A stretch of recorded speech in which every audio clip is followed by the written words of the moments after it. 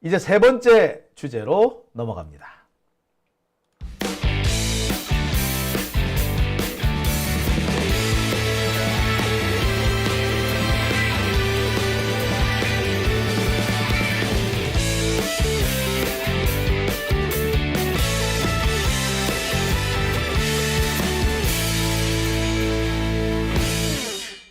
네, 제가 김기표 의원님이랑 나이도 같고 학번도 같다 그러니까 다들 이해를 못 하세요. 네, 김기표 의원님이 이렇게 머리가 허옇잖아요. 염색을 안 해서 그럴 텐데 설마 김기표랑 장용진이 나이가 같고 학번도 같다라고 생각하실 줄은 모르실 것 같아요. 그런데 신장식 의원 그 양반도 저랑 나이 같다니까. 그것도 이상하지 않아요? 네. 심지어 박주민 의원 있죠? 박주민 의원은 제가 나이가 많아요. 더 충격적인 얘기 하나 해드릴까요? 여러분, 박지훈 변호사 아시죠? 박지훈 변호사. 네. 박지훈 변호사는요, 제가 3살이나 많아요. 박지훈이 저보다 3살 어립니다. 네, 오밤중의 뉴스 함께하고 계십니다. 제가 박지훈보다 나이 어려 보인다는 게 이렇게 올해 여러 가지로 써먹게 되네요. 네. 자, 오밤중의 뉴스 이제 세 번째 주제로 넘어갑니다. 세 번째 주제는요, 헌법재판소 얘기입니다. 헌법재판소. 요새 분위기가 좀 바뀌고 있대요. 제가 이 헌법재판소 정영식 재판관하고 김형두 재판관이 문제다라고 말씀을 드렸습니다. 크게 우려를 했는데 네, 분위기가 좀 바뀌었대요.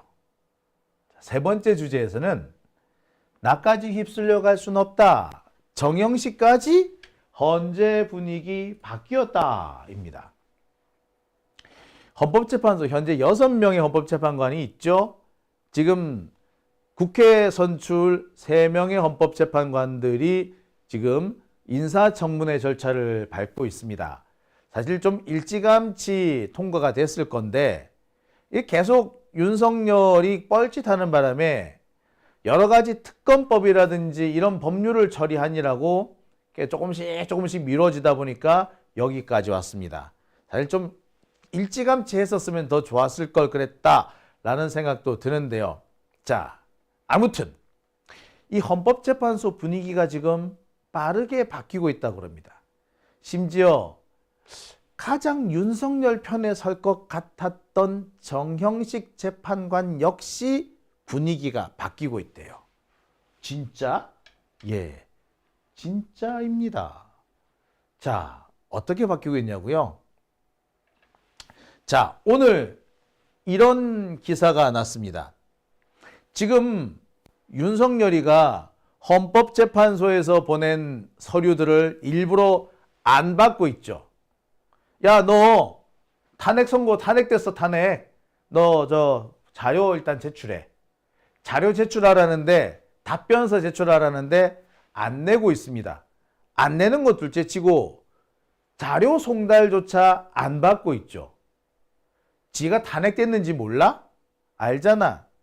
탄핵됐는지를 알고 있는데 송달을 안 받는다? 그런다고 안 돼? 안 가? 웃기는 놈이죠.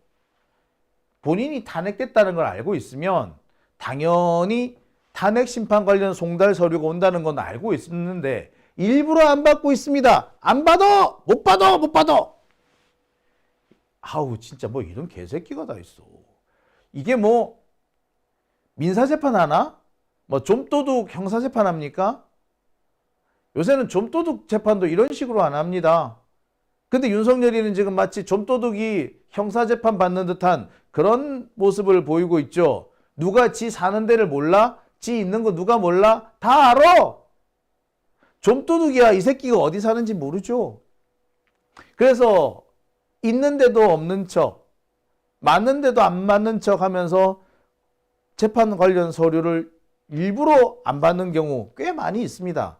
근데 윤석열이가 어디 사는지 지금 집에서 뭐 하는지 다 알고 있잖아. 그런데 안 받는다고 버팁니다. 버틴겨요. 심지어 경호처까지 동원해서 비서실까지 동원해서 안 받겠다고 버팅기고 있습니다. 이거 정말 나쁜 짓이죠. 왔는데 일부러 안 받는 거, 이거 불법입니다. 이거 처벌 조항이 없을 뿐이지 불법이에요. 따라서 법정에서 어떤 형태로든 간에 불이익이 있을 수밖에 없습니다. 자, 장용진한테 누가 재판 송달 서류를 보냈다. 제가 일부러 안 받아. 있는데도 없는 척하고 안 받아. 내가 장용진인데 저 장용진 아닌데요? 라면서 안 받아. 그럼 어떻게 될 것 같아? 재판 보고 확인을 못하지. 확인 못하니까 계속해서 서류를 보냅니다. 안 되면 어떡합니까? 공시송달을 하고 막 그러죠. 그런데 문제는 뭐야? 윤석열이는 아직까지 지 주장대로 하자면 아직까지 대통령이잖아. 어디 있는지 다 알고 있고 뭐 하는지 다 알고 있는데 그런데 서류를 안 받아? 이거는 고의적인 재판 지연이죠. 오는 27일 12월 27일에 첫 번째 공판 심판 준비기일, 재판 준비기일이 예정돼 있는데 그날 출석을 안 하려고 지금 이러고 있는 거지. 그러니까 시간을 끌겠다는 겁니다. 아마도 천공 같은 놈들이 야 내년으로 넘겨. 내년으로 넘기면은 네가 운이 트이기 때문에 그러면 네가 이기는 거야. 뭐 이런 식으로 조언하지 않았을까라고 생각이 드는데 아무튼 자, 안 받고 있습니다. 자, 그러자 헌법재판소에서는 어떻게 했다? 야, 서류 받은 걸로 간주한다. 그런데 서류를 받은 것으로 간주하는데 헌법재판관 6명이 만장일치. 이건 만장일치라고 안 합니다. 이거는 전원일치라고 써요.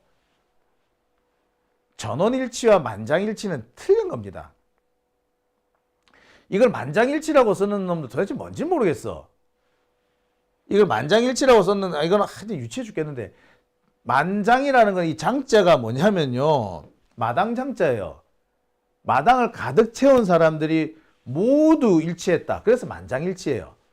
모인 사람들 모두가 일치했다. 마당 가득 모인 사람들이 하나같이 일치했다. 이 말입니다.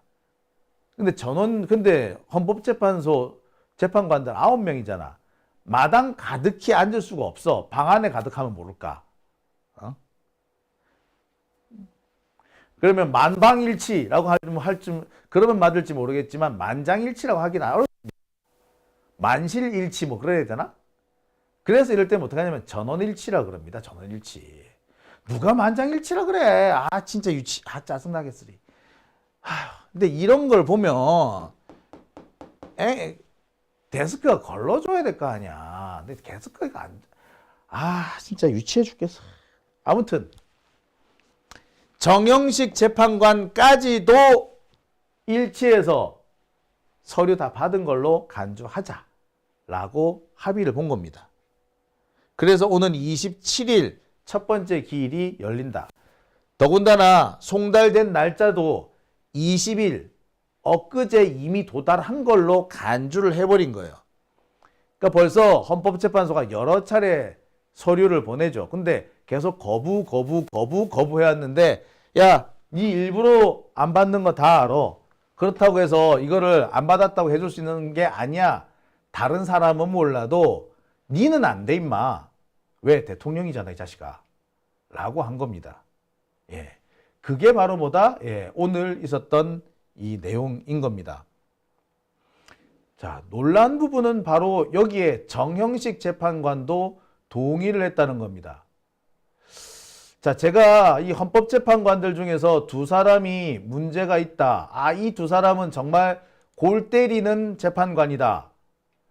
윤석열한테 정말 유리한 짓만 골라서 할 사람들이다. 라고 했던 사람이 이 두 사람이죠. 김영두와 정형식입니다.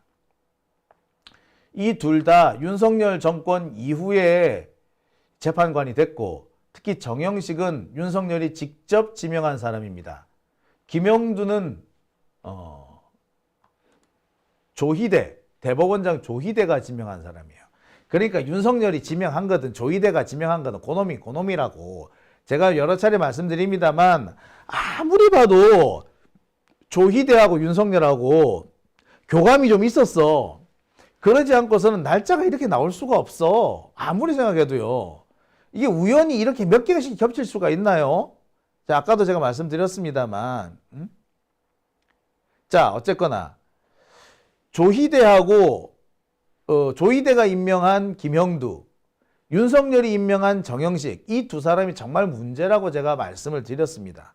극우적 사고방식을 고스란히 갖고 있는 재판관인데 이들은 법원 내에서도 꼴통으로 유명했던 사람들입니다. 특히 정영식이 악명이 높았어요. 정영식은 정말 꼰대형 꼴통이라고 합니다. 꼰대형 보수라는 말이 나올 정도고 아주 자기가 엄청 귀족적인 하여튼 귀족 양반 귀족처럼 행세를 한대. 그러니까 사고방식이 딱 그냥 노론 벽파 같은 그런 행동을 한다. 노론 벽파, 노론 벽파형 수구적패라고 보시면 될 것 같아요. 누구는 그런 말도 합디다. 흥선대원군형이라고도 합디다. 흥선대원군형인지 어쨌든 간에 하여튼 좀 되게 고루한 적폐 중에서도 고루한 그런 사람이다라고 보시면 될 것 같아요. 그렇게 악명이 높았습니다. 그런데 좀 아는 사람들은 정영식보다 김형두가 더 문제라는 얘기도 많이 합니다. 김형두가 정영식처럼 드러나지 않아서 그렇지 이 사람이야말로 더 적폐에 가깝다. 더 극우적 사고방식을 한다. 정영식은 그나마 약간 둥글한 이런 면이 있는데 김형두는 까칠한 그런 양상이다. 까칠한 적폐인 거지. 그러니까 얼마나 이 사람이 문제가 심각하겠습니까? 그런데 이 두 사람이 이번에 전원일치 의견을 냈다라는 거 아닙니까? 자, 그러니까 사람들이 헌재가 바뀌고 있나? 라는 생각을 할 수밖에 없겠죠. 여기서 그래서 제가 한번 살펴보았습니다. 정영식이라는 사람은 어떤 사람이냐? 이 사람 보세요. 서울고등학교 나왔습니다. 61년생의 서울고등학교. 61년생의 서울고등학교면 이때 한참 잘 나갈 때예요. 그러니까 지금은 강남이 잘 나가는 사람들, 우리나라 귀족들이 사는 데가 강남이지만 이때만 해도 강북, 그 중에서도 청와대 주변, 지금의 북촌, 서촌 이런 데가 더 부자 동네였거든요. 성북구 이런데. 네, 거기 살던 사람인 거죠. 그리고 서울대에 나왔습니다. 사법연수원 17기예요. 아주 고참이죠. 법원장을 여러 번 역임했습니다. 그러니까 이 사람은 꼰대일 수밖에 없죠. 오죽했으면 흥선대원군형 꼰대 보수라는 얘기까지 했겠습니까? 그러니까 이 사람이 생각을 바꿨다라는 건 엄청난 거예요. 김형두, 이 사람은 65년생으로 인천 사람인데요. 이 사람은 동경대 유학을 다녀왔습니다. 사법정책연구심의관, 법원행정처에서 근무했어요. 아까 제가 두 번째 주제에서 그 강영재 판사 얘기를 할 때 사법정책연구원이라고도 말씀을 드렸죠. 사법정책연구원을 한다는 것 자체가 엘리트 판사, 기득권층들의 모임, 그들이 반드시 거쳐가는 한 코스예요. 엘리트 코스인 거야. 특히 김형두 재판관 같은 경우는 법원 행정처에서 주로 많이 근무를 했습니다. 이 사람은 아주 극단적인 보수에 속하는 사람으로 유명하죠. 자, 그런데 이 사람들이 윤석열 편을 들지 않고 그 반대편에 섰다라는 거는 정말 충격적인 내용이기도 합니다.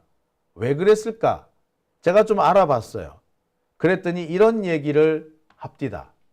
지금 누가 윤석열을 옹호하겠냐? 아니, 지금 윤석열을 옹호할 자로 지목된 사람이 정영식과 김영두. 제가 알기로는 그래요. 정영식과 김영두는요, 남들이 뭐라 그래도 지 하고 싶은 대로 할 사람이야. 그렇기 때문에 윤석열 옹호한다고 전 세계에서 돌멩이가 날라와도 꿈쩍도 안 할 사람이에요. 그런데 지금 누가 윤석열을 옹호하겠느냐고? 그래, 지금 윤석열을 옹호할 자가 정영식, 김영두 아니야? 그랬더니 헌법재판소 쪽 관계자가 뭐라는 줄 아세요? 그렇다고 정영식하고 김영두가 직접 연구 보고서를 쓰겠냐는 거예요. 보통 헌법재판소가 결정을 내리기 전에 연구원들을 통해 가지고, 재판 연구관들을 통해 가지고 보고서를 쓰게 만듭니다.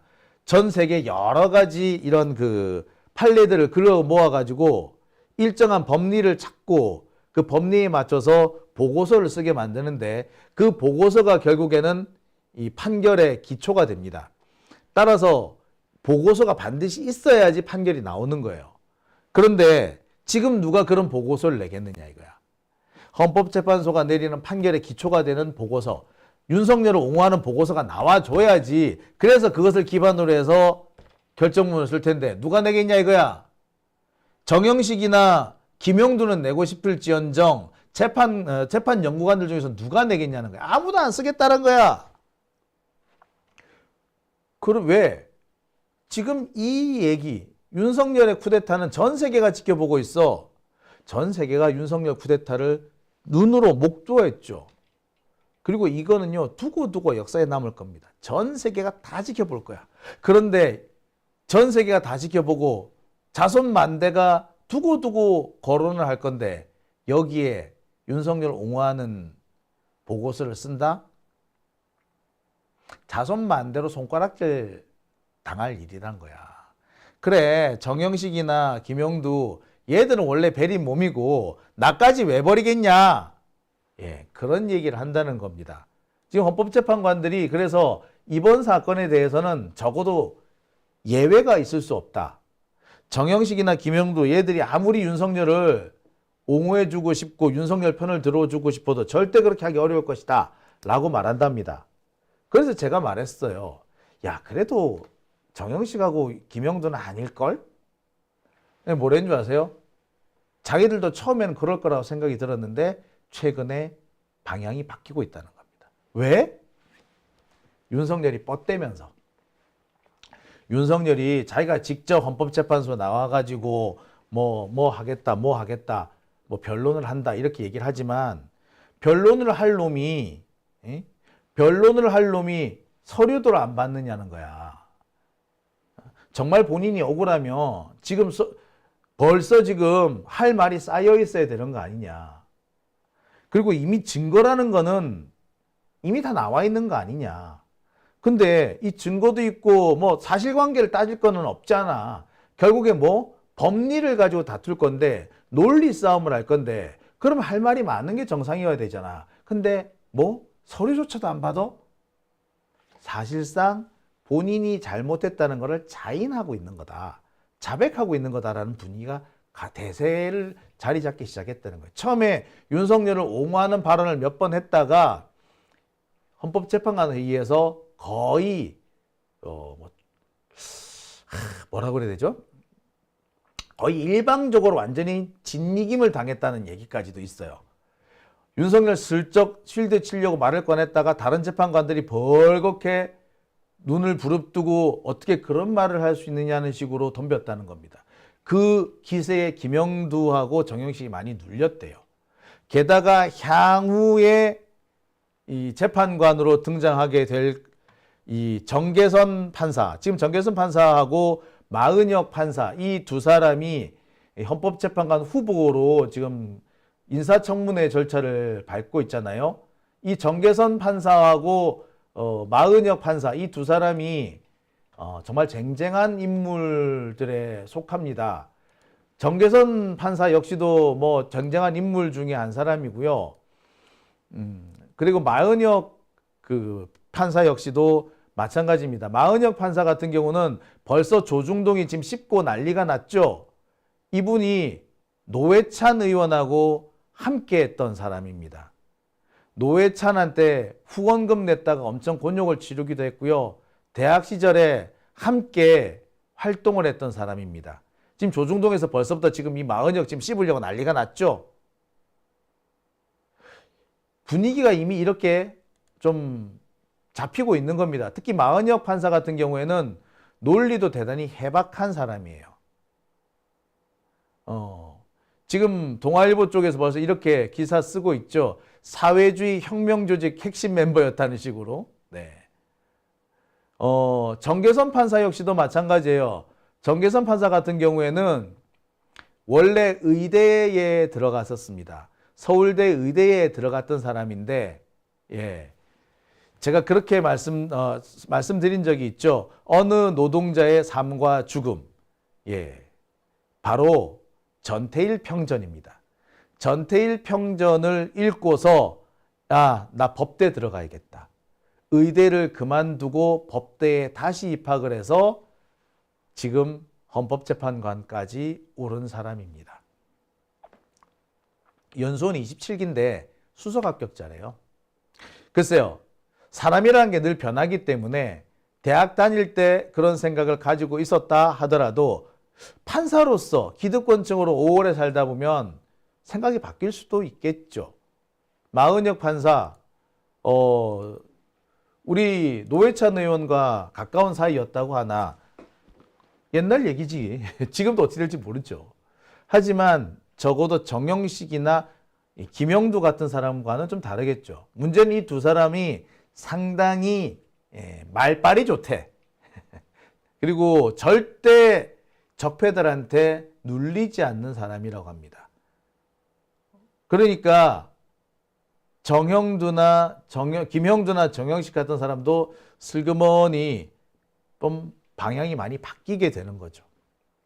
물론 아직도 안심하기에는 이릅니다. 정치 상황에 따라서 상황이 바뀌면 이 정영식이든 김영두든 입장이 바뀔 겁니다. 그리고 제일 걱정스러운 것은 무게중심을 잡아줘야 하는 문영배 헌법재판소장 직무대행의 역할인 거죠. 문영배 이 사람의 역할이 제일 중요한데 이 사람은 유약한 데다가 전형적인 선비질의 달인이에요. 중립병 이런 거 엄청 많이 하는 사람이에요.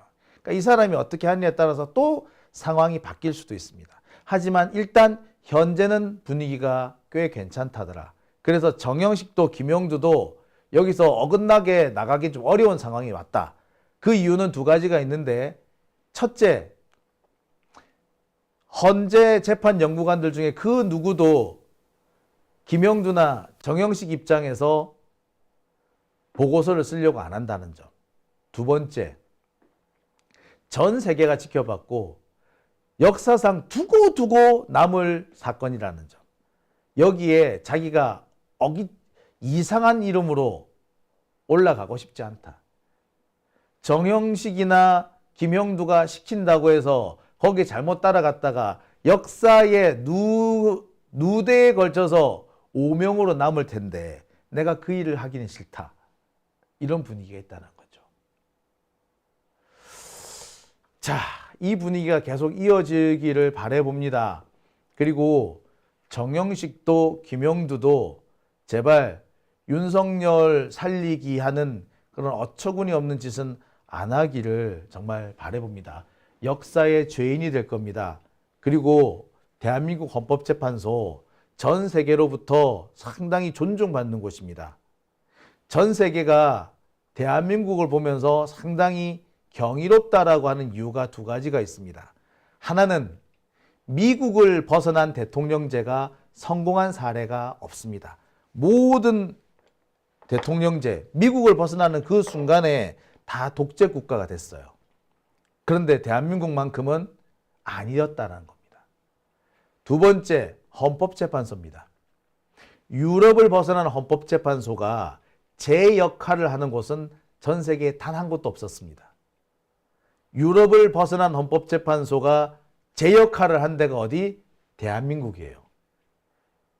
그래서 대한민국을 모델 삼아서 개발도상 국가들이 헌법재판소를 막 만들었고요. 그 나라들이 대한민국에 와서 헌법재판소에서 연수를 하고 갔습니다. 모범 국가예요. 그런데 윤석열이 하나 때문에 그 모범 국가라는 이미지가 단박에 깨질 수 있습니다. 대통령제는 어렵다 치더라도 헌법재판소까지 작살이 나면은 역사에 길이 남을 제가 죄인이 되는 거죠. 과연 그 짓을 할 것이냐? 정영식도 김영두도 그럴 정도의 용기 있는 인간들은 아니라는 거지.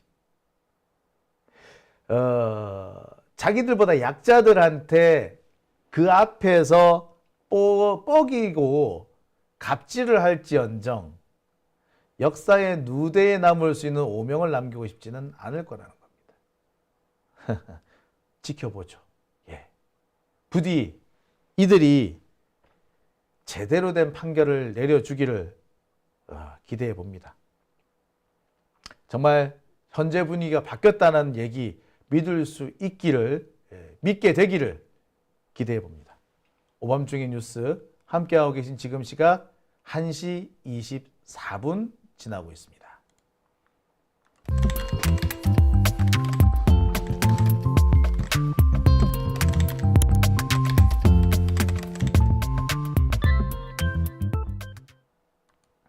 네, 오밤중의 뉴스